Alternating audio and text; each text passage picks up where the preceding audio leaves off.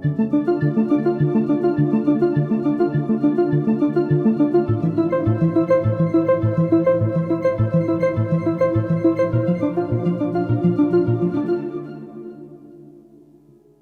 years ago, my husband was diagnosed with pancreatic cancer and was determined to be terminal.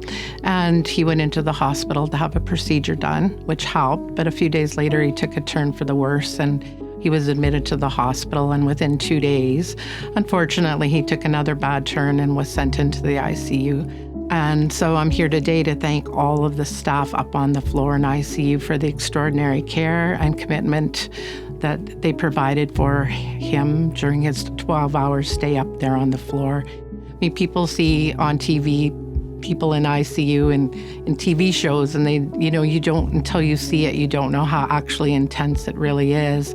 And he was so many machines and tubes coming out of him. It was really overwhelming. And I just remember walking in there and almost like falling to my knees. And then I went home thinking, not only did we lose a loved one, but, every day they go in there and they put their heart and soul into what they're doing.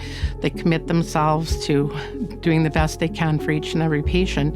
And they're losing a lot of the patients too, and they go home at the end of the day. They must go home to their families and have to pick themselves up. So I think of that, and my children do as well, and we are just extraordinarily grateful for all the exceptional care there at the hospital. In particular, I'd like to thank an angel up there by the name of Jolene, his nurse.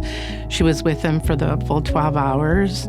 She never left his side. She never left the floor because he was so unstable. And she was just an absolute godsend to myself and to my children. She set as much as she could, set our minds at ease and went above and beyond that day. So we thank her from the bottom of our hearts. First thing she said to me is, "You need a hug." And from that moment on, we just had a relationship that for that 12 hours.